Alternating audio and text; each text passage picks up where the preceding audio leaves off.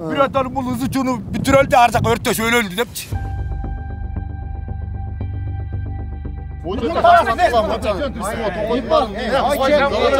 Yaşamanın soğuk şeriyalayıldı. Soğuk şeriyalı deyiniz sözün üstü bay sarkazm atarı kalıp. Yok sarkazm böyle çinere.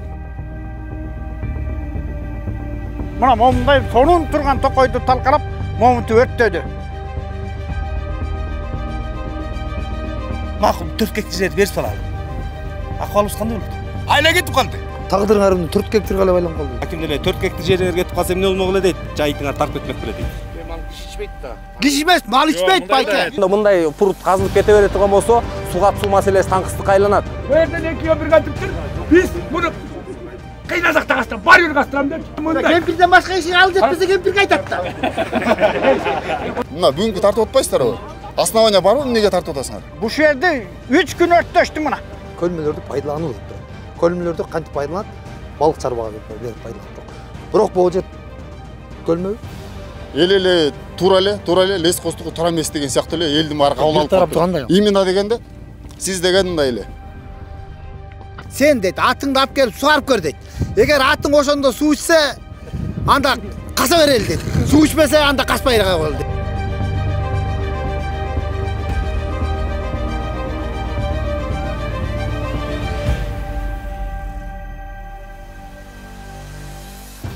Katın bana okra menen geldi gelek. Bir adam bu hızıcını bitireldi arzak örtte şöyle öldü depçi. Ayla ketip kaldı. Gezek takı dakşı traktöristler bize eşlik edemez yok bizi. Yelder aydap geldi, 2 yol aydap çıktık bir yerden.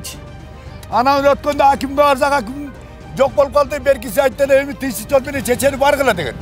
Sotko girdik biz. Sotko artır 5-6 girdik gene sot düzensi şunday oldu. Siler dedi. Ha birinci koçkordun prokuraturasına bergile. Anda yapam da artta dur. Andan giyin dedi. Nardın prokuraturasına vergile dedi. Anan generalini prokuratura vergile dedi. Bu silerdi dedi. Sot açık ettim ben 8 yıl prokuraturada iştegem. 14 yıl iştegem dedi. Silerdi dedi bir yerde futbol oynadı dedi. Sot ayıttı aylok bet girgen dedi. Hey bir yerde degen eldin sağının, malın, canın, eldin caşı ozuğanday o şoğa jaraş iş kılmayısınlar dedi. Anda iş kılışına mümkün emes dedi. O yerde sot ayıtı verdi. Bu degen oşol elderdi'den karaptaran yana aksiya degeni men aytmadık biz. Oğan kesiti çıkıp dur oşonu götürüp çavelak ayakta jetkise dedi degende hazır yetişken zaman dedi. Negizi dedi her biri göçögö 5'ten iliş gerek bolçu dedi 5'ten. Canlılık değilim internetke verip eldin bir öden arası bolmagan kesti anan çoğulup gelip dur eldin rahatsından dur baştaş kere gelip bul degensilerdi futbol oynadı otkan dur oydu sot aytты. Geçen gün hakimge joluktuk dep ayılışlarımızlar aytты эле. Жыйынтык кандай болду? Hakimge göçögünü biz kiçine жугуш болуп келе албай калдык эле hakimиңиз баягы эле сүйлөп атат. Biz hakim Kim vardı hakimge? Hakim баягы эле сүтөмүзген сөздөрдү сүйлөп атат. Именно тагыраак. Именно айтканда эле баягы эле майлинасы менен эмесин клубникасын эккире деп атат. Токойду болсо эчак чечилген мыйзам чегинде бүткөн кастыра беребиз деп атат hakим. Камаласыңар бирден болсо деп атат. Ана hakим өзү үчүн. Неге камалат? Билбейм, токойду кастырбай аткан себептен камалат. Камаласыңар дейт, камайлбайт. Биз деген нараз акциясын айланып атабыз да. Биз уруш чыгарган жокпуз, жолду тоскон жокпуз. Hakimге барып атып кол салган жокпуз, акча сураган жокпуз. Эч бир нерсе болгон жок. Анан өткөндө hakimге айттык. Зам hakimиңиз келип туруп башка жерден берип туруп мыйзам түрүнөн чечели тынчтаткыла деп тынчтандырып койдуңар деңер. Сиз келип алып туруп кайра муну айтып атасыз десек, мына заңга hakimi турат да. Анын сүйлөй берет деди. Oy bular kanday. Özünüz uada verip ketkensiniz. Başka yerden dedi. Urmatlı bir tuğan. Ana biz yerde momça eldin takdırınç. Bilmem bularda bana bakıra yok bu. Bular bir asmandan düşüp kalgan bir eme taş demirden yer alıp kalgan emeler var. İyi deseniz. Siz sotsblok boyunca zam hakim mi? Ya birinci orun mu? Birinci orun basar siz mi? Gelip ketken bu iş aytkan. Birinci çırda usul iş aytkan sen tura mı? Bana el tura del gözce kalpatlar. Sizde bana bakırar. Siz aytı verdiniz seneler. Boldu biz başka layıktı yerin karap dur keçip elde baktınız he. Andan keyin gelip kasılbaydı o da verip etken. Andan keyin jassakala traktörün ayda alıp bu yerde bir oncakta girip alıp dur уже başta atıptır. Yemi o iyi deseniz işkerdiler özgürün ayrılan kaldı ne zaman? O işkerin aytat. Bizge degen işker ayttı buna işkeri de ayttı. Meni hakimin dedi. Tokoy çarvan dedi. Barıp dur ekoloğun var kasa vermeysin mi sen ki zakonluyu da koydu dedi. Ушул жерден чалдырды Токой чарбаны акимияттан чыкырсак, бирөө келбей койду. Ушул жерден ызычы болдук. Мына бу жерде өткөндө бир эле аял келип атат. Өткөндө катын бала менен аялдар келди, эми бисмилlah кылалды атабыз. Ушул жерге 30 боз ит тигип, жашаганын согуш жарыялайлы деп. Аз бүтпөй калды го. Бала акыра катын менен Баягы тиги согуш жарыял деген сөзүңүздү баягы сарказм катары кабыл алалы. Жок, сарказм эмес, чын эле. Атпесең эмне анасың ай мына. Ушул жерге келип алып турчу, жөнөкөй элди бир 3 кишинин кызыкчылыгы үчүн убакытта кылбай калды. Ошол күнгө бир күндүк жумуш калды. Эгер башка мамлекет болсо ал жумушту күндү төлөмөк. Менин суум калды сугарылбай. Чөйм ошондо кирди эле мына чабылбай калбасын, мал төлөп атат дейт. Азыр бул жакта мен угушумча прокуратурадан анан Токой чарбадан жүргөн кишилер. Такталып калдылар. Ошо каралган. Кимдер келдин бияка? Жок, кимдер келди эле? Азыр кимдер келди? Эми азыр мындай болуп атат. Темирлан мырза. Азыр териштирүү иштерин жүргүзүп президенттик администрациядан киши келген. Азыр алардын ишине тозгоол болбойлу. Карап атышат. Ошону суратым. Бул ушу балык чарбага президенттик администрациядан кишилер келди. Азыр как раз бүт ошо контролдогон укук женемдик актыларды контролдоо бөлүмүнөн келип, азыр ошол берилген баардык балык чарбалардын мыйзамдуулугун азыр карап атат. Дагы ким келди? Ушу президенттик администрациядан. Прокуратурадан келген жокпу? Жок. Келген жок. Буга чейин келип кетти беле, кабарыңыз жокпу? Кабарым жок ал боюнча. Түшүнүктүү. Тагыраагы бул маселе президенттик администрацияга жеткен экен. Жеткен азыр мына келип, азыр дрон менен бүт үстүнөн учуруп, текшерип, мыйзамдуулугун карап атат. Анан ушул кишилер азыр чекит коюшат. Түшүнүктүү. Рахмат. Бу жерде мындай да. Өткөндө сиздер айттыңыздар. Аким айтып атат, экспедициядан да киши алышыптыр. 95% таза дейт. Бул суунучу балыктан чыккан суу. Эми Жыйынтыгы кана? жыйынтыгын алып жүрөт. Жок, ал жыйынтыкты. Жыйынтыкты тараткан көчө кимдер алдылар? Ой, ал мындай болду Темирлан. Бу жерде 95% таза дейт. Şu балыктан чыккан суу 95% таза. Адам ичип жашай берсе болот дейт. Бул жерде протокол испытаний пробы воды деп Ким кортунча кайсылар? Муну Кыргыз Республикасынын жаратылыш ресурстары экология жана техникалык көзөмөл министрлигине караштуу экологиялык мониторинг департаменти. Сонун анализин таза деп чыгарып берип атат. мал ичпей калды, суу каякта таза. Мынакей. Печатын Кайсы качан алып кеткен экен жанагы баягы бул жерин окубайт экен. Качан алып кетишкен дагы жыйынтыгын качан беришкен. Жок, бул сууну алып кеткен. Азыр шашпаңыздар. азыр бул жерде турат.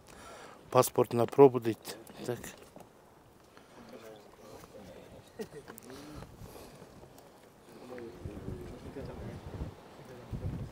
Кайсы жыл алып кеткен? Көрүнбөйт азыр. Августтун 14-ü дейт турат. 14-август экен. 14-август алып кеткен, Биз качан чогулдук? Биз 14-август эмес, баасыз келгенде чогулганда ошондо 18-август беле, 17-август болчу. Бирок булдукун 14-август. Шашпай туруңуз азыр. Көтөлө келбеди беле. Жок. Мына суунун киргени, кайра чыкканы деп ошол. Ошо могул пробага качан кайсы күнү алып кеткен? Ошо 14-ндө алып кеттир да. 14-ндө. Деги эле Кыргызстандагы суулар 95% таза чыгабы деген суроо коюлат. Деги эле барды балык бул жагы эмес, башка эле суу 95% чыгабы деп. Менин күмөнүм бар, 60% таза болушу мүмкүн дегенчи. Биздин акимибиз айтат. Айыл өкмөткөчү, сен дейт, атыңды алып келип сугарып көр дейт. Эгер атың ошондо суу ичсе, анда каса берели дейт. Суу ичпесе, анда каспай койгула дейт. Ошо сөзбү, ошо аким сүйлөй турган сөзбү ошол. Качан айтты? Көчө айтпадыбы? Укпадыңар баарыңар. Айтты. Атың алып кел сугар, суу ичсе каса. Айыл өкмөттү айтты, атыңды алып кел, айыл өкмөттү атыңды алып келип сугар деди. Эгер атың суу ичсе, анда каса берели дейт. Анда суу таза да дейт. Эми сиз барып ошо суудан ичип көрүңүзчү азыр. Кызыкчылык үчүн эле. Чыккан эле суунун жанынан тура албайсыз. Мал киши ичпейт да. Киши эмес, мал ичпейт байке. Туугандар. Мындайда. Түшүнүктүү. Келди. Майдаланбай. Мындайда ким ичип атабыз да.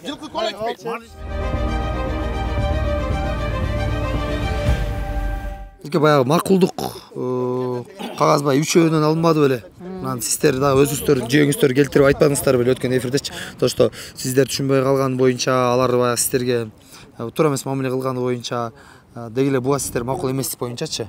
Андан бери да убакыт өттү. Анан сотко ошол үчөөңүздөр кайрылдыңыздарбы? Ошо биздин берген макулдукту жокко чыгарып бериңиздер деп өзүңүз айткан жүйөнүн негизинде.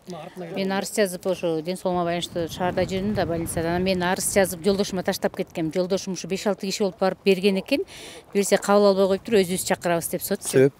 Себебин баргандар айтышсын. Эмне үчүн кабыл албай койгонун билбейм, ошо кабыл албай коюптур. Арызды эмнеге кабыл албай койду бул жактыкын? Сот деген митти. Мен деген азыр силерден арыз түшүп атат деди. Токой чарбадан да түштү деди.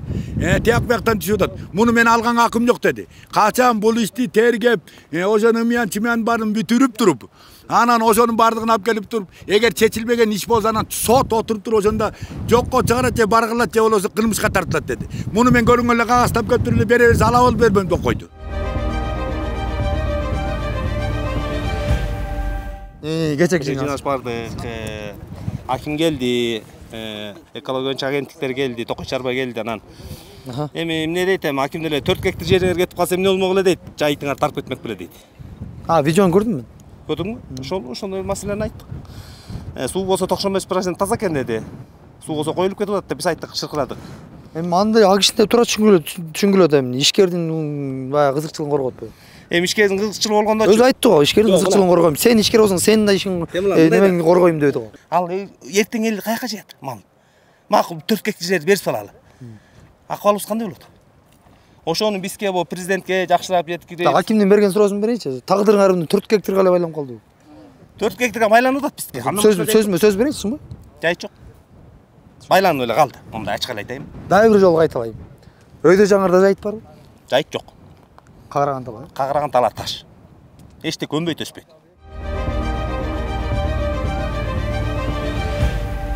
Анан урматтуу биртуган президент аппаратынан келгенсизби? Сизге бир сунуш. Муну биздин эле мындай көйгөй менен калтырбагыла муну. Мындай акмактарды жоопко тартып сурак алып, бирөтөлү элдин көйгөйүн чечмең, бул чечилбейт. Өткөндөн кийин сот мынтип айтты.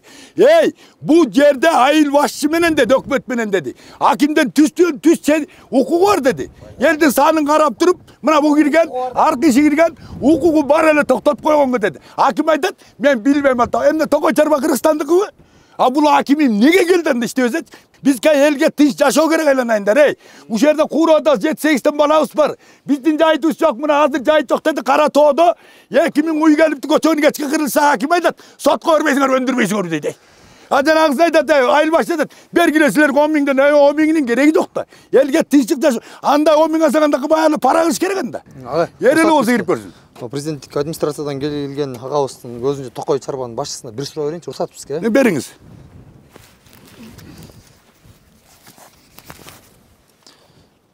Мени таанысаңыз керек. Окей, бул Токой чарбасына жерди, Токой чарбасынын жерлерин баягы ижарага берүүдө жазылып турат да бул жердечи. Токой мамлекеттик Токой фондунун жерлеринде Токой төмөндөгүчө пайдаланышы мүмкүн дейт.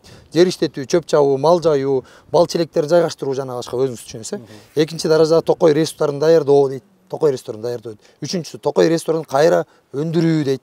Төртүнчүсү Токойду илим изилдөө, маданий ден соолук чыңдоо жана башка. Бешинчиси пайдалуу кендерди иштетүү максатында жумуштарды аткаруу дейт. Эң аягында алтынчысында турат. Алтынчысы эң аягында эмес, алтынчысында көлмөлөрдү пайдалануу деп турат. Көлмөлөрдү кантип пайдаланат? Балык чарбага берип пайдаланат. Бирок бул жер көлмө. Азыр сиз 4 гектарды 5 гектар берип атпайсызбы ижарага? Көлмө. Жасалма көлмөлөрдү түзүү деп турат. Ал жерде толук окусаңыз өзүңүз. Мына көлмөлөрдү пайдалануу деп турат, туурабы? Именно ошол пункту жооп берсеңиз. Өзүңүз таанышып көрсөңүз. Көлмө эмес? Көлмө эмес, Көлмө эмес. Жасалма көлмөлөрдү түзүү деген макул пункту да бар ал жерде. Толук таанышыңыз. Андан кийинкиси. Конкурс жарыялоо боюнча. Уюштуруучу конкурсту өткөрүү жөнүндө кулактандырууну ЖМКда Токой чарбасынын башкаруу аймактык мамлекеттик органдарына жана конкурска коюлуучу мамлекеттик Токой фондунун жерлерине жайгашкан жерине ылайык жергиликтүү өз алдынча башкаруу органдарынын расмий сайтына, маалымат такталарына конкурс киретін жайгаштырыш керек болот. Сиздер болгон 5 кесипти көтөрүп келиңиздер, чынбы? Кандай 5 кесип? Ал мамлекеттик кесипти 5 эле тираж. Жергиликтүү өзүн өзү башкаруу такталарынын тилинде беле? Өзүбүздүн айыл өкмөт барбы? Токой чарбанын тактасына илинген. Жергиликтүү өзүн башкаруунун тактасына да илесиңер силер. Эми отурсуз. Эми жооп беребиз. Үчүн биз айыл өкмөттүн башчысына биз кызматтыкка жолдогонбуз. Кызыктар адамдар болсо келип катышсын деп. Бирок келген эмессиздер. Айыл өкмөткө кызматка жолдоп атабыз. Анда сиздер деле гезитке деле кызматтык жакка чолдоп ошону чыгардыңыздар да туурабы? Ооба. Эмнеге бул жакта жазылып турбайбы? Биз жазып турганды айтып атам. Мен өзүм оюма чыгарган жокмун. Эми айыл өкмөттүн тактасына айыл өкмөт илиш керек да, биз илбейбиз да. Эми кызыктар тарап сиздерсиңерби? Айыл өкмөттүкү эмес, өзүңөр айтып атасыңар. Бул жер айыл өкмөттүкү эмес, буяк айыл өкмөттүк эмес, буяк биздики. Биз айыл өкмөткө кызматка жолдоп атабыз. Өзүбүз билебиз деп атасыңар, чынбы? Биз айыл өкмөт. Анда кызыктар силерсиңер, силер ичиңер керек болчу. Ошон үчүн жазылып турат бул жерде. Биз айыл өкмөткө кызматка жолдоп атабыз. Элибизге кулактандыруу жүргүзүңүз деп. Бул жерден баскандачы. Темирлан мырза, бул жерден басканда сас болупчу. Аттын буттары кирип турчу. Ат сас бол, мына бул жерде бүт баарыңар билесиңер. Курган уже. Тоқой құрға апарады. Су жоқ. Бойжадан қойсаң көре. Бойжадан 1 гектарга улық сат беріп қойдыңар, турабы? Қасып су бұрып алла деп. Аны ел чырлағаны қайра көмдіріп қойдыңар. Мына жердің бары құрға болады мына. Емне қасылды бұл? Өткенде келіп айтып тұрсаңар, бұл пазарының жол ашып атады ушындайдан. Мындайдан кетші өле. Иә, су деген ушындай кетші. Уш жерден кетші да. Анан ары бұрдырып салғанда 1 гектар жерді қастырған. Боғында тоқойды қастырды да, қышында қастырды, жазында қайры ел шыққанда көмдіріп қойды. Анын бұл киши айтып тұр, біз деген бұл жерге деген тоқой өрттөнгөндө пажарный машина киргенге қасылды депчи. Андай деген эч качан болгон эмес илгертен. Андай қастырсаңар дагы 5-6 жерден жол ачып берилечи бизге, токойдун баары өй жагынан. Жаңы касылды деп чалдыңыздар, кайсы жерлер касылды? Мына бир тогон баяны биз жокто. Берлер мыйзам селе эстеге жок, Кочкордун акими келиптир дагы. Алла сактасын, силер каса бергиле алар эстеге алып документальный деп коюптур. Биз келсек уже бу жерден боякты касыптырдан бояктан баштап. Ол бетте мындай аны. Эл бомда чүйөткөн артта турганчу. Ошонун боякты касыптыр мына буягынан баштап каттыр. Ошондо биз өткөндө сиздер айтып атпайсыздарбы, конкурс жарыяланды, бар болду деп. Жана биз барганда бул жөнүндө эч маалымат берген жоксуңар да, айыл өкмөтүңөр билет, конкурс жарыяланды депчи. Бизге айтпадыңар силерчи, бизде мына 40 кишини жекешкере алып келиптир, ал токой өзүбүз билебиз биз депчи. Мен ошондо да сурабадымбы, силер мамлекеттен айлык аласыңарбы же ушинтип эле өзүңөр билесиңер депчи. Бул биринчиси да, экинчиси өткөндө сизге бир топ кылмыш ишин деле айттык да, мына жазалма кол койдурдуңар, аны айырып салдык деп доказательство кылып атабыз. Бул жетекчиңердин мага WhatsApp аркылуу мыйзамды билбегендиктен деп атат. Адисибиз мыйзамды билбей тура эмес 3 киши деп айтып алыптыр деп жазып атат. Ошон үчүн эмне үчүн дале кызматта отурат да бул жигитчи? Же эччи сөгүшүү жарыяланды же эмне болду? Биздин деген аброюбузга аябай шек келтирип кетти бул бала 3 документин көтөрүп келип, анан негизи мен андан юристтерге дагы тиги кайрылсам, алар айтып атышат да, негизи 40 кишинин негизинде кол коюлду деп тургандан кийин силерге ошол кол коюлган кагаздын копиясын бериш керек болчу дейт да комиссияларгачы. Силерге бербегенден кийин демек алар өздөрү компьютерде отуруп жазап коюшту дейт да. Балким дейт да, бул так маалымат эмес, бирок жазап коюшту дейт. Ал жерде бизде айтып атат да, 1 гектар эле жер таштак деп түшүндүрүп туруп, булар келип моунча жерди касып атат да, мисалы үчүн да. Биз айтып атабыз, биз кол койбойбуз деп биринчисине кетип калганда 40 кишинин колун алып келип туруп, 40 кишинин негизинде кол коесуңар, силер эмнеге малыңарды киргизесиңер деп, бул бала мени кекетим окутуп, бул бала компьютерде отурган, бул бала мен түз эфир алып барайын дегем, ошондо жакшы элечи. Давайте Facebook'тан түз эфир алып барайын, элдер билсин дегенде, телефон кармаган уруксат жок, иштетпейсиңер, бул биздин кабинет деп койгон да. Мен башында ойлогон эмесмин, бирок бара-бара түшүнүп келгенде мага действительно кысым көрсөтүлүптүр да. Мен муну ООНго дагы кат аркылуу электронный ушу жаратылышты коргоо жагында барбы деп издештирип атам. ООНдо дагычы. Анан мен сотко дагы кагаз жазып атабыз, ушул бизге туура эмес түшүнгөндүктөн биз билбестен кол койгонбуз, ошо колубузду жокко чыгарып бериңиздер, суранабыз. Бизге моундай кысым көрсөтүлгөн деп пункт менен жазып берип атабыз, бирок биздин сот кабыл ала элек покачы. Териштиришүү бүтсүн, анан кабыл алабыз дептир. Анан бул бала аябай наглый этип аткан, аябайчы мондай дерзкий сүйлөп вообще мойтуп аткан. Бирок эмгиче кызматта жүргөн мага аябай таң калыштуу болуп атат да. Кызмат эмес, булар жокко тартылыш керек. Өзүңүз тааныштырыңыз. Мен өзүм атым Тилек. Кочкор Токой чарбасынын инженери болом. Токойду коргоо жана сактоо инженери. Өткөндө бул жерде YouTube'га чыккан. Ошол YouTube'да деген сиздер тараптан тартканда бир тараптуу болуп, ал жака элге жетип калыптыр да. Ошону деген лесхоз эле күнөөлүү болуп элдин баары ошентип ойлоп калыптыр да. Бир тараптуу кандай? Бир тараптуу кандай? Отурлар. Сурон мен бир тараптуу деген кандай сиздин түшүнүктө? Сиздин түшүнүктө. Бул жерде лескос эле күнөөлүү сыяктуу болуп калыптыр да. YouTube'да мен көрдүм полный видеонучу. Анткени эл эле туура эле лескостуку туура эмес деген сыяктуу эле элдин баары кабыл алып калыптыр. Именно дегенде сиз деген мындай эле Токой чарбаны мына комиссия мүчөсү Дамирже турат мисалы, туурабы?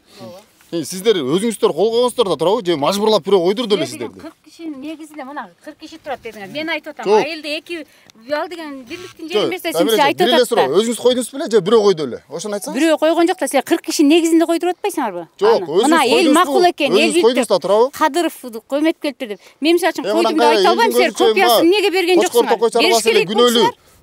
Баары эле ошол лескос күнөөлүү болуп силер эмне үчүн Facebook'тан түз эфир алып барайын деген уруксат берген жоксуңар? Жок, Дамиреже. Жок, ушуга жооп берчи, эмнеге алып берген жоксуңар аны? Биринчи отурумда деген эл эметет деп сиздер кетип калдыңыздар, туурабы? Эл билсин дедик да. Экинчи отурумда эмнеге элге силер жеткизген жоксуңар? Эмнеге биз жеткизишибиз керек? Силер эмне кыласыңар? Силер деген эл менен сүйлөшүп келесиз деп силер кеткенсиңер да, туурабы? Жок, силер айткансыңар, жеке ишкер өзү барып жолугуп келсин. Жок, сиздер дагы алып келсин деген. Элгечи мына комиссиянын мүчөсүмүн деп, могу элдер да уш керек болчу да. Айыл өкмөткө 1-сентябрда бүтсө, биз деген тет октябрда чечилип бүткөндө барып. Бир эле тараптуу болуп мына, байке.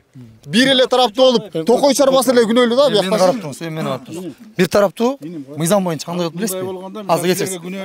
Бир тараптуу кандай болуп билесизби? Лескос өзүбүз чечебиз деген. Айыл өкмөтүндө жумуш, акимде жумуш жок деді. Баягы күнү. Туурабы? Акимде жумуш жок, айыл өкмөтүндө. Бул өзүбүз билебиз деген сен. Мына каяктыр эт мына. Тиги бала айтты. Тиги бала өзү да айткан. Элдин жумушу жок деген бул жерде. Мына. Ал 3 комиссия коебу койбой биз барып беребиз деген. Беребиз деди. Андай болгон эмес. Андай болгон эмес. Шайлап алып барды ошо. Эми болуп тур. Айыл өкмөтүңүздөр шайлап берип атпайбы? Мына көрдүңбү? Айыл өкмөт алып баратат да. Туурабы? Истеген ал таныбайсыз да болчу. Айыл өкмөт ошондо ким эле ошол айыл өкмөтү? Сиз мен сизге суроо бердим да. Бир тараптуу деген кандай болуп атабыз? Бир тараптуу деген мындай, мен түшүндүрүп берейин. Мисалы, мен YouTube'дан көрдүм, сиз лескосту гана мындай суроолорду берип, лескосту эле баягы неметкен сыяктуу болуп калыптыр, чындыгында. Кандай сыяктуу? Ошондой эле сыяктуу. Күнөөлүү. Ошондой сыяктуу. Сиз деген мындай ачык эле айтып коеюн.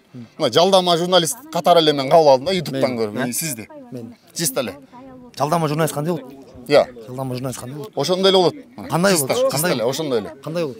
Сиздин мына бүгүнкү тартып атпайсыздарбы? Основания барбы, эмнеге тартып атасыңар? Бул элдин основания эмеспи? Бизде деген документация бүт туура турбайбы? Бүт туп туура турбайбы? Билесизби, азыр ар бир сөйлөп аткан сөзүңүз жалдама журналист дегенсизге жооп бериңиз.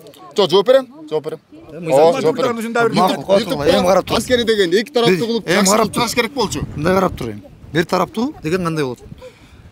Бул жерде эгер Токой чарбанын көзү жок болуп туруп, ушул жерден элдин баарын чогултуп алып туруп, Токой чарбаны өлө жамандап турчу. Анан мен кетип калып YouTube'га чыгарып алсам, мына ошол бир тараптуу болот. Мени угуп туруңуз. Бир тараптуу болгон жок. Керек болсочу бул деген объективный, өтө объективный болду. Эмнеге дегенде бул жерде эл бар. Эң биринчи аким турат, угуп туруңуз. Токой чарбадан 1, 2, 3 замы орун басары менен дагы бир кызматкериңер жүрөт.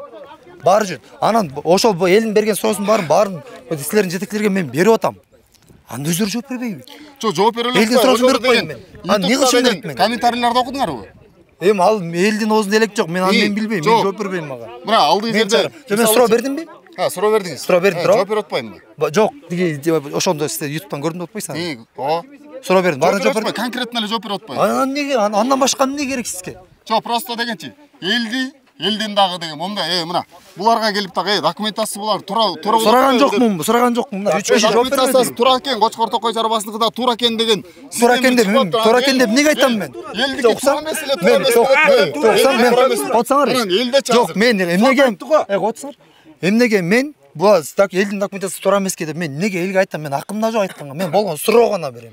Чөзбү мен жумушум. Эгер мен жумушум түшүнбөсөм аны айтпаңыз. Ошондо да буларга да берип кой мына. Анда дагы бир жолу көрүп чыгыңыз. Дагы бир жолу көрүп чыгыңыз. Сиз кала көрүп турсуз. Көрдүм. Чын эле көрдүм. Сиздикин. Бирок сиз жанагы жалдама журналист дегениңиз үчүн сонун жооп бересиз. Мыйзам чегинде жооп бересиз. Жооп. Болду. Урматтуу бир мен сизге, урматтуу журналист. Мен ушуга бир нерсени айтып коеюн. Мына бу жерден келип алып туруп кайра айтып атат. Эме журналист жалданма деп. Журналисттин толук акысы бар. Журналист бу жерде өз эмеси менен кызыкчылыгы менен келген жок. Элдин кызык менен. Эмелерге айтып кой. Акимди чыгырып коюңузчу бер. Зам аким чыгырып койчу бер. Келсин бияка. Мына келиңиз. Мына бир нерсени айтып коелу. Сиздерге ушуну жакшылап дагы бир жолу эскертип коелу. Урматтуу бир тууган. Ушул жерде кана жанагы эй. Bir getirecek. Mına koy dedim. Bayгүн айтып берели. Ушул жерден Зам аким келип бизде жыйналыш болгондо, урматтуу бир тууган. Кое туруңлачы. Зам аким келип туруп ушул жерде сүйлөшүп, контордо жыйналыш болгондо жакшы жыйналыш болду. Бул киши жакшы айтты. Эмне дегенде биз эл бул көйгөйдү койбойбуз да кастырбайбыз. Биз окат кылалы, жашайлы же болбосо аякта элди көчүрүп жашатсынбыз. Ошондо бул киши айтты. Болуптур эми. Силер тынч жашагыла. Биз башка жерден ылайыктап берели дегенде ошону менен тынчып жатпаса кайра касабы? Кайра акимге барсак айтат, ал аким ошентип айта берет. Шамжыдан да бир ошондой сөздү айтып коюп элдин баары жыргап атат деди. Эмне себеп дегенде Зам аким менен акимдин сөзү экөө бир. Анан бу жерден айтып атат мына буяң. Токой чарбаң. Журналисти жалданба.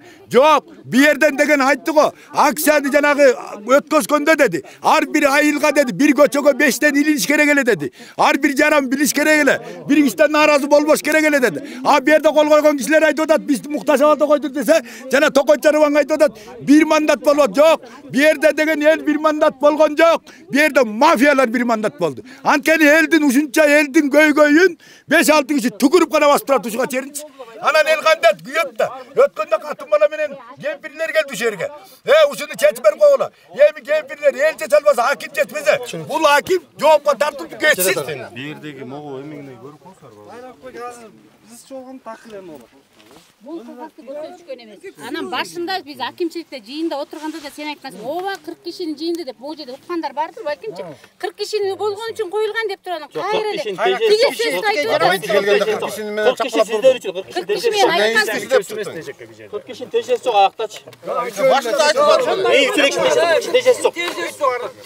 Teriştirme delonu götürüp bak.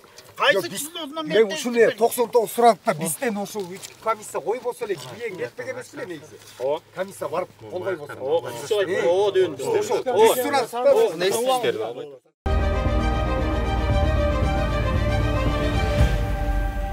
Көтөрөбүз. Аяктан тапшырма түшкөндөн кийин анан тийиштүү укук коргоо органдарына болобу, каяка болот, юридикалык баа бериш үчүн эмне болот? Кандай резолюция чыкса, ошонун негизинде биз беребиз. Биз силердин үнүңөрдү угуп атабыз. Ушунун баарын чечиш үчүн биякта эле жергиликтүү элдин эмесин, көйгөйүн ошону чечиш үчүн биз көрөбүз. Ооба, макулбуз. Анын баарын биз азыр бу жерден кичине уруксат берсеңиздер, өйдө чыгып баз бериңиздер. Биз азыр өзүбүздүн кичине эме техникабыз бар эле, дрондорубузду кое берип, биз дагы өзүбүз толук кандуу бүт үстүнөн астынан тартып, анан жана эле айтылып аткан суунун нугун бурган жериңерди да көрөлү. Кандай эмеңер бар, биз баарын угабыз. Мына эженикинде эле аз уктук. Ошонун баарын көрсөтүп бизге эметип берсеңер, биз азыр бияктан дагы текшеребиз. Мыйзам бузуу болсо, тийиштүү түрдө жоопкерчиликке тартылып алып, жооп беришиз. Мону кара дедиң, сизге алар болсун. Элге чечип бергиле ушуну. Мына менин атым Кожомбердиев Таалайбек. Ушу бугучунун тургуну болом.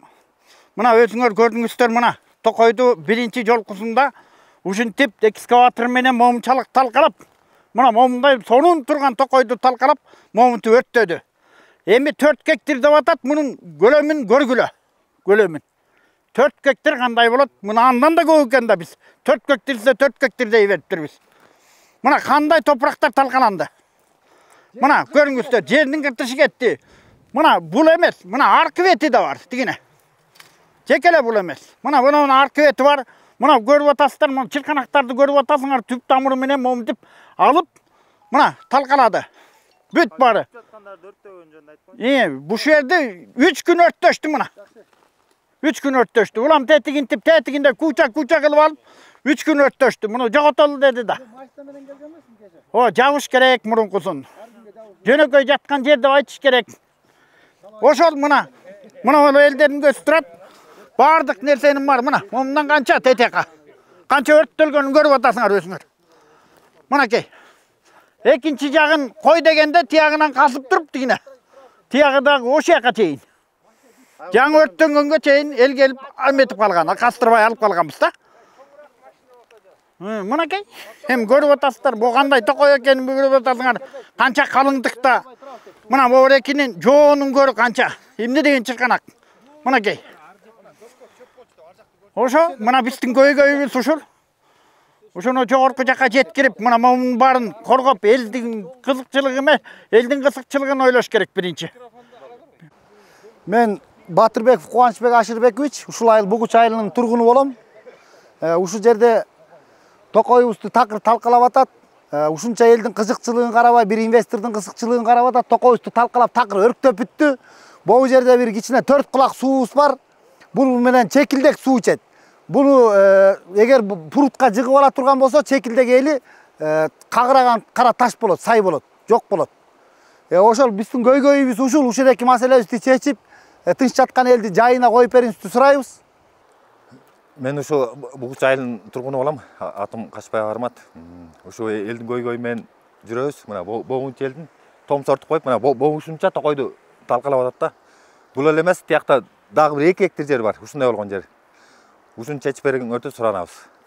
Ушу биздин Бугучунун элинин көйгөйү ушул окат кылып аткан ата-бабабыздан калган жерибизди ушул 2-3 эле киши өзүнүн кызыкчылыгына пайдаланып атат. Бирөөлөр сатышты, бирөөлөр алып алышты. Анан эми казып талкалап атышат да. Биз айтат элек, бири-бирине шылташып, эмне ызы чугулса да бул жер казылбаш керек да. Казылбайт да. Бизди атып салып андан кийин каза беришсин анда. Башка жол жок.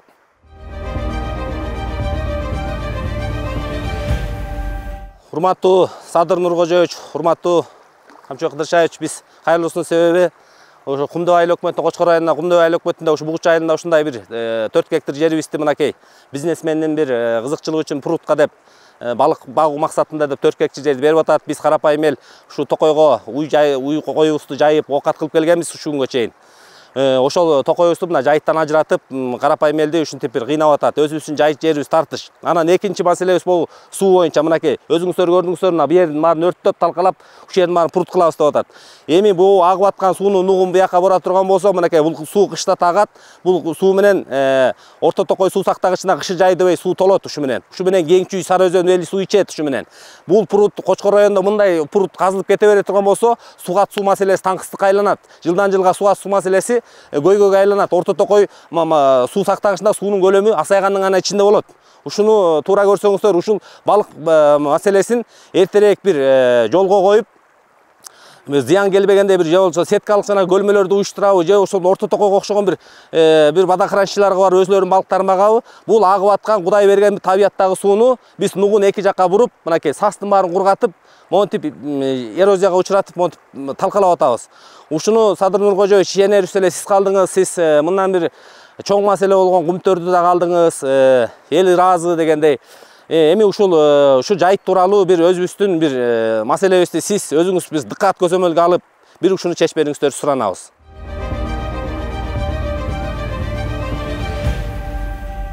Мыйзам чегинде иштеп атпайсыз. Именно ушундай баары туура биздики. Мыйзамды унутпай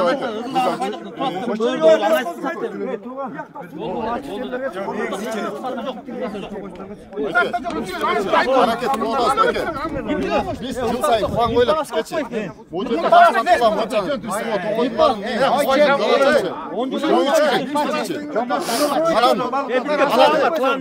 балык тазы токтотту.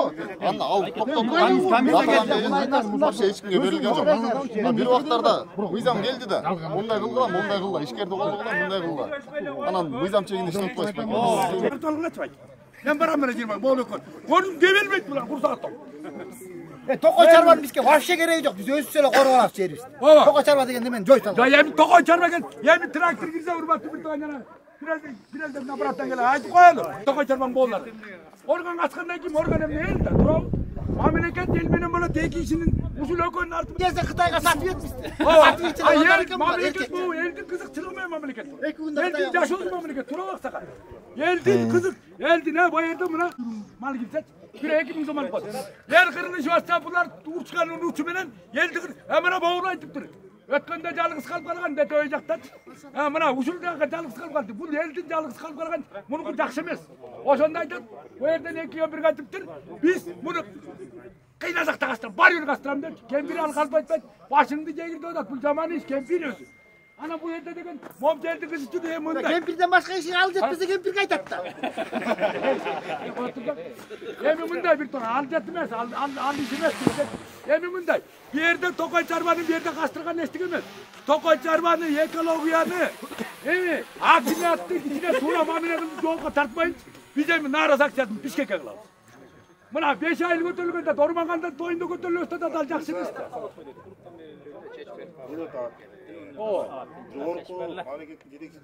O çok yakşı oldu işte. Allah razı olsun sizlerden buna. Gelgenin uçu sizler de işi gerek işte. Demin seçilgenge nasıl hem karayız. Alır barıp kantorosuna dokumentasını karayalım. Yerinde görüp kettik. Hem жыйынтыгын дурусат. Кудай берсе. Ананчы ошо текшергиче элгеле калып, о трактор кирбесин деп айтып болчу. О, трактор жок. Базы 2 трактор мына бу жерде турат. Мына бул пунктта жабасыз бул кайра. Силер кетермендер. Муну да жабасыз. Карап тургула. Бу ел дегенче ел көтөрүлсө жаман.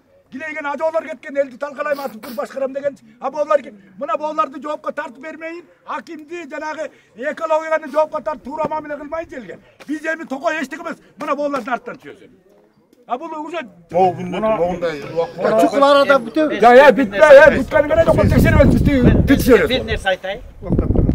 Эми bu яктын билдетич. Biz эми карточка орун жыйууга ушундай киришебиз. Biz эми киши жок калаган кезде кадай.